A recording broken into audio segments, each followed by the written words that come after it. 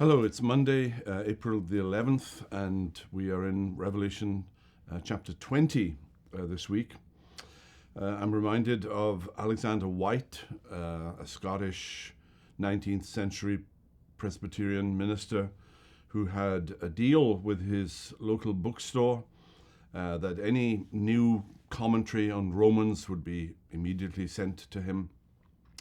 He would begin to read what the commentary had to say about Romans chapter 7, particularly the second half of it. And if he didn't agree with what the commentary said, he would send it back. That reminds me of Revelation chapter 20. This is a chapter that divides Christendom. It's the famous chapter about the millennium, the 1,000 years, and what does that 1,000 years mean?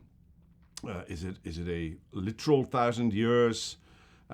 Slightly before Jesus returns, or is it 1,000 years after Jesus returns, or is it something else? And for my part, it is something else. There are four particular scenes in Revelation 20, and today we'll be looking at verses 1 through 3, and it begins, "Then I saw an angel coming down from heaven, holding in his hand the key to the bottomless pit and a great chain."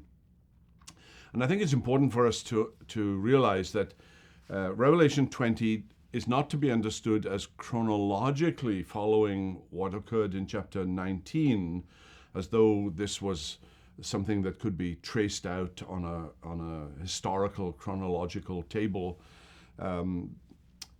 It is of the nature of things that you can only see one thing at a time. And I think that Revelation 20 is meant to be understood as taking place in the same time frame as Revelation 18 and 19. It is subsequent for the Apostle John. He saw one thing and then he saw another. But I think that they're meant to be understood as though the event chapters 18 and 19 with the false prophet and the beast is meant to be understood as something that chronologically takes place the same time as Revelation 20. And here it is the great red dragon. It is Satan himself. It is the binding of Satan. And when is that binding of Satan taking place? And for my part, I understand this as something that takes place at the resurrection and ascension of Jesus. Think of it in terms of the contrast between the Old Testament and the New Testament. In the Old Testament, the gospel was pretty much confined to Palestine, and the nations of the world were in bondage.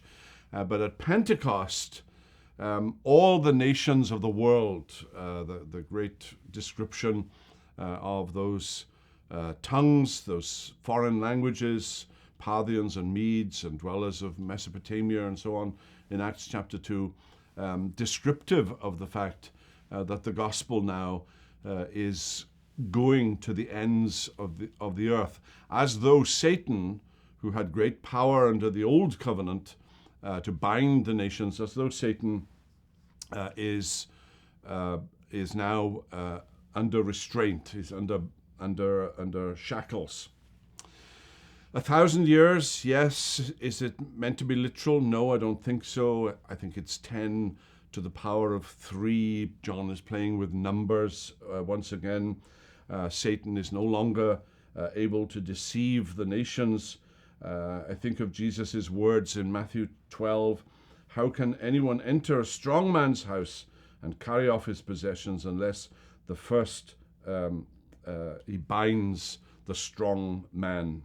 And Satan is under chains. Think of Pilgrim's Progress at the entry into Palace Beautiful, 2 lions, but those lions are chained.